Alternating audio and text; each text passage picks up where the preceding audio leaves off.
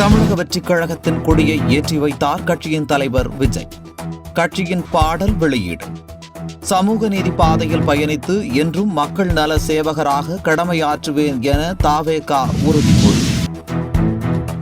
தமிழக மக்களுக்காக உழைப்போம் என விஜய் அழைப்பு. நல்லதே நடக்கும், வெற்றி நிச்சயம் என உரை. தாவேகா கொடியை ஏற்றி கொண்டாட தொண்டர்களுக்கு வேண்டுகோள். அதானி குழும பங்கு சந்தை முறைகேடு புகார் தொடர்பாக ஹிண்டன்பர்க் வெளியிட்ட அறிக்கையில் குற்றம் சாட்டப்பட்ட செபி தலைவர் மாதவி புஜ் பதவி விலக வலியுறுத்தி காங்கிரஸ் சார்பில் இன்று ஆர்ப்பாட்டம். நாடு தழுவிய அளவில் நடைபெறும் இந்த போராட்டத்தில் காங்கிரஸ் தலைவர்கள் பங்கேற்பு.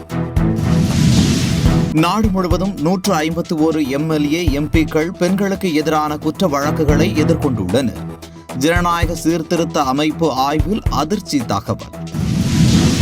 உச்சநீதிமன்ற உத்தரவின்படி இந்தியா முழுவதும் மருத்துவர்களின் பாதுகாப்பை உறுதி செய்ய தேசிய பணிக்குழு அமைப்பு. மத்திய சுகாதாரத்துறை அமைச்சகம் தகவல். குழுவின் தலைவராக அமைச்சரவை செயலாளர் செயல்படுவார் என்றும் அறிவிப்பு. தமிழக அரசு நடத்தும் முதலீட்டாளர்கள் மாநாட்டால் என்ன பயன்? முன்னாள் அமைச்சர் ஜெயக்குமார் கேள்வி. கடந்த ஆண்டு நடைபெற்ற மாநாட்டில் 8 லட்சம் கோடி பெற்றதாக முதலமைச்சர் கூறும் நிலையில் அது தொடர்பாக வெள்ளை அறிக்கை வெளியிடாதது ஏன் என்றும் கேள்வி. சாதிவாரி கணக்கெடுப்பை நடத்த மத்திய அரசு முடிவு செய்துள்ளதாக தகவல். மக்கள் தொகை கணக்கெடுப்பு படிவத்தில் ஜாதி குறிப்பிடும் இடம் ஒதுக்கவும் நடவடிக்கை. டெல்லியில் இன்று காவிரி மேலாண்மை ஆணைய கூட்டம்.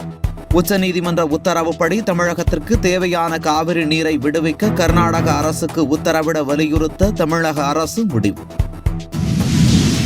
சிறுமியை பின்தொடர்வது, காதலை வெளிப்படுத்துவது போக்சோ சட்டத்தின் கீழ் பாலியல் துன்புறுத்தல் தான்.